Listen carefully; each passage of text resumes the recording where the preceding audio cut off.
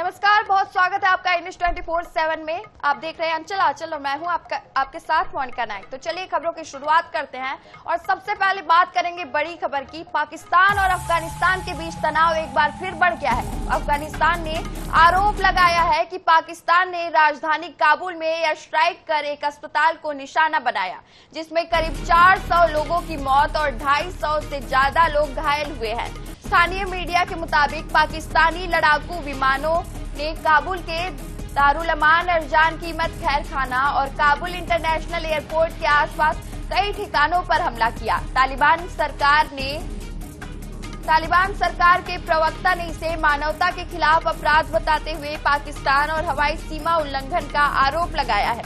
हालांकि पाकिस्तान ने इन दावों को खारिज करते हुए कहा कि हमले सैन्य ठिकानों और हथियारों के भंडार पर किए गए, जिनका इस्तेमाल पाकिस्तान के खिलाफ हमलों में हो रहा था। दोनों देशों के बीच हालात लगातार तनावपूर्ण बने हुए हैं। तो तालिबान का आरोप है कि अस्पताल पर बम गिराए गए हैं और पाकिस्तान का कहना है कि ये आरोप बेबुनियाद है। पाकिस्तान की एयर स्ट्राइक से काबुल शहर पूरी तरह से दहल चुका है। 400 लोगों की मौत और 250 से ज्यादा लोग घायल बताए जा रहे हैं।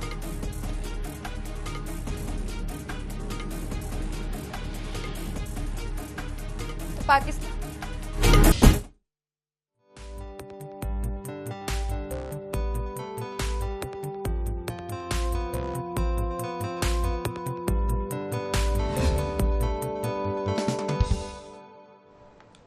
अब वक्त है सीएम राउंडअप का। मध्य प्रदेश के मुख्यमंत्री डॉक्टर मोहन यादव ने सोमवार को भोपाल में जनप्रतिनिधियों और प्रबुद्धजनों के साथ कृषि उन्मुखीकरण कार्यक्रम में हिस्सा लिया। इस दौरान उन्होंने कृषि आधारित ग्रामीण अर्थव्यवस्था को मजबूत करने और किसानों की आय बढ़ाने पर जोर दिया।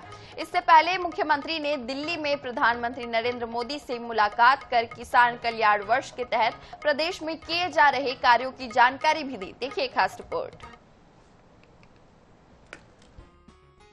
भोपाल में आयोजित कृषि उन्मुखीकरण कार्यक्रम में जनप्रतिनिधियों एवं प्रबुद्धजनों के साथ संवाद करते हुए मुख्यमंत्री ने कृषि, उद्यानिकी और पशुपालन को एकीकृत कर ग्रामीण युवाओं के लिए रोजगार के नए अवसर विकसित किए जा रहे हैं। इस कार्यक्रम के दौरान ही मुख्यमंत्री ने राज्य में 16 मार्च से गेहूं की सरकारी खरीदी की शुरुआत की घोषणा भी की, जो 5 मई तक चलेगी। कार्यक्रम के दौरान मुख्यमंत्री ने किसानों की समृद्धि के लिए केंद्र सरकार की योजनाओं के साथ राज्य सरकार की योजनाओं को बेहतर तालमेल के साथ लागू किए जाने की आवश्यकता पर जोर दिया।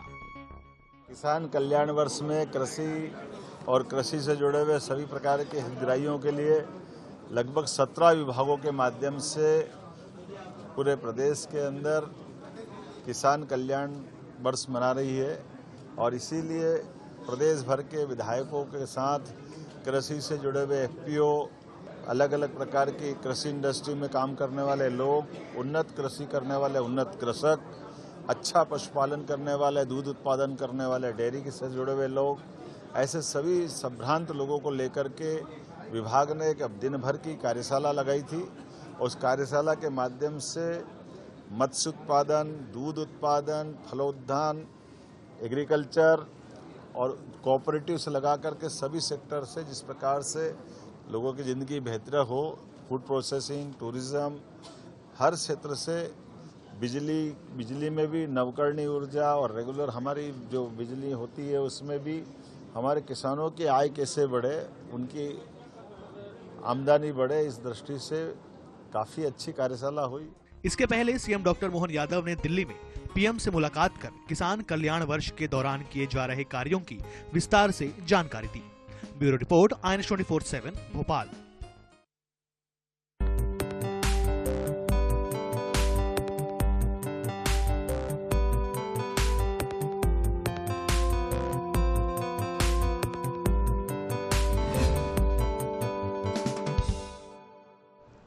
छत्तीसगढ़ की धरती अब सिर्फ खनिज ही नहीं, उद्योगों की नई कहानी लिखने की तैयारी में है। छत्तीसगढ़ के बजट 2026-27 में उद्योगों के लिए बड़ा खाका तैयार किया गया है, जहां 1750 करोड़ से ज्यादा का प्रावधान राज्य की औद्योगिक तस्वीर बदलेगा, जिससे निवेश की रफ्तार, उद्योगों का विस्तार और रोजगार की उम्मीद बढ़ेगी। देखिए रिपोर्ट।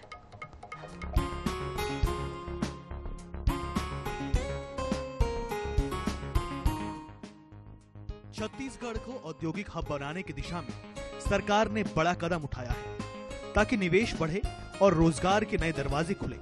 छत्तीसगढ़ में औद्योगिक विकास को नई गति देने के लिए सरकार ने बजट में बड़ा प्रावधान किया है। उद्योग विभाग का बजट जहां पहले 648 करोड़ था, उसे बढ़ाकर अब 1750 करोड़ से ज्यादा कर दिया गया है। सरकार का लक्ष्य है कि राज्य में नए उद्योग आए, निवेश बढ़े और युवाओं को बड़े पैमाने पर रोजगार मिले। राज्य में उद्योगों को बढ़ावा देने के लिए 23 नए औद्योगिक पार्क भी स्थापित किए जाएंगे। इसके लिए बजट में 250 करोड़ का प्रावधान किया गया है, जिससे स्थानीय स्तर पर ज्यादा से ज्यादा युवाओं को काम मिल सके। किसी भी इंडस्ट्री के लिए सबसे पहली बड़ी जरूरत है जमीन की उपलब्धता। इसी को ध्यान में रखते हुए सरकार ने लैंड बैंक विकसित करने के लिए 200 करोड़ का प्रावधान किया है, ताकि निवेशकों को आसानी से जमीन उपलब्ध कराई जा सके और रोजगार सृजन के द्वार खुल सकें। सरकार ने न सिर्फ बड़े उद्योगों बल्कि एमएसएमई और स्टार्टअप सेक्टर को भी बजट 2026-27 में बड़ी प्राथमिकता दी है। नए औद्योगिक इकाइयों को प्रोत्साहित करने के लिए 750 करोड़ की पूंजी निवेश सब्सिडी का प्रावधान किया गया है। औद्योगिक क्षेत्रों की वृद्धि करने हेतु इस वित्तीय वर्ष में मटिया कसडोल, बिरकोनी महासमुंद, छाती धमतरी, बनगांव बी पत्थलगांव सहित 23 औद्योगिक क्षेत्रों की स्थापना के लिए 250 करोड़ रुपए का प्रावधान किया गया है।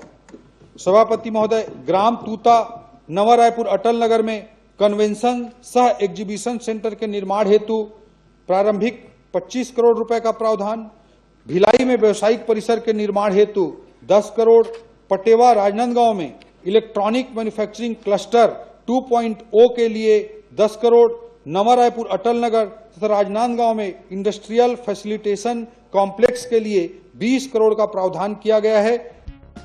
इसी क्रम में राजनांदगांव के पटेवा में इलेक्ट्रॉनिक मैन्युफैक्चरिंग क्लस्टर 2.0 विकसित किया जाएगा, जिसके लिए बजट में 10 करोड़ का प्रावधान किया गया है। वहीं सरकार ने क्षेत्रीय संतुलन पर भी जोर देते हुए बस्तर और सरगुजा में कृषि आधारित और फूड प्रोसेसिंग उद्योगों को बढ़ावा देने के लिए 100 करोड़ का बजट आवंटन किया है। सरकार के मुताबिक छत्तीसगढ़ में अब तक 8 लाख करोड़ रुपए से ज्यादा के निवेश प्रस्ताव प्राप्त हो चुके हैं और इस बजट का उद्देश्य इन प्रस्तावों को जमीन पर उतारना है। कुल मिलाकर सरकार का दावा है कि यह बजट छत्तीसगढ़ को एक मजबूत औद्योगिक हब बनाने की दिशा में बड़ा कदम है। Programming desk, INH 24/7। वहीं कैबिनेट मंत्री कैलाश विजयवर्गीय का खातेगांव बाईपास पर जोरदार स्वागत हुआ। मीडिया से चर्चा के दौरान मंत्री विजयवर्गीय का सहज और सरल अंदाज देखने को मिला। उन्होंने कार्यकर्ताओं के प्रति आभार व्यक्त करते हुए कहा, यह मेरा सौभाग्य है कि मुझे ऐसा प्रेम मिल रहा है। इसके अलावा उन्होंने कार्यकर्ताओं को प्रेरित करते हुए कहा कि हम सभी का लक्ष्य पीएम मोदी के 2047 के विकसित और मजबूत भारत के सपने को साकार करना है। भैया, आज भाजपा कार्यकर्ताओं ने स्वागत किया है आपका। आज हमारे प्रदेश के सबसे कद्दावर नेता कैलाश विजयवर्गीय जी इंदौर से बैतूल माननीय अध्यक्ष जी हेमंत खंडेलवाल जी की श्रद्धांजलि सभा में निकले हैं और खातेगांव विधानसभा में प्रत्येक क्षेत्र में कार्यकर्ताओं ने उनका बड़े गर्म छुट्टी से स्वागत किया है। इससे क्षेत्र के कार्यकर्ताओं में उत्साह आया है और निश्चित ही ये उत्साह आने वाले समय में रंग दिखाएगा। तो माननीय भाई साहब बैतूल गए बैठने अध्यक्ष जी के पीछे गए। धन्यवाद। आप सभी को नर्मदे हर मां नर्मदा के नावी तीर्थ की इस पावन भूमि पर आज हमारे लोकप्रिय नेता नगरीय प्रशासन मंत्री आदरणीय बड़े भैया कैलाश जी विजयवर्गीय जी आए। हम सबका सौभाग्य है और निश्चित ही उनके आने से नेमौर में नए विकास की सौगात होगी। नेता है अगर तो कार्यकर्ताओं के कारण, इसलिए कार्यकर्ताओं का सम्मान करना, कार्यकर्ताओं के दिल की बात करना, ये हमारी भी जवाबदारी है। खरगोन में वायरल गर्ल मोनालिसा की मुस्लिम युवक फरमान से शादी का मामला तूल पकड़ता जा रहा है। इस मुद्दे पर सुप्रीम कोर्ट के अधिवक्ता नाजिया इलाही खान और फिल्म डायरेक्टर सनोज मिश्रा ने प्रेस वार्ता कर शादी को गैर कानूनी बताया। नाजिया इलाही खान ने मामले को लव जिहाद बताते हुए कहा कि वे कानूनी लड़ाई लड़ेंगी। उन्होंने मामले को लेकर राष्ट्रपति मुर्मू, मध्य प्रदेश के मुख्यमंत्री डॉक्टर मोहन यादव और उत्तर प्रदेश के मुख्यमंत्री योगी आदित्यनाथ से भी मुलाकात की। वहीं फिल्म मुलाकात की बात कही। वहीं फिल्म डायरेक्टर सनोज मिश्रा ने केरल सरकार पर गंभीर आरोप लगाए हैं। इधर मोनालिसा की शादी का परिजन और स्थानीय लोग भी विरोध कर रहे हैं। हाँ, बिल्कुल बिल्कुल आरोप लग रहे हैं। क्या इस आरोप को केरल सरकार आकर के सामने एक प्रेस कॉन्फ्रेंस करके मेरा नाम ले करके डिनाई कर सकती है? मैं केरल जाने को तैयार हूँ। डरता वो है जो गलत होता है।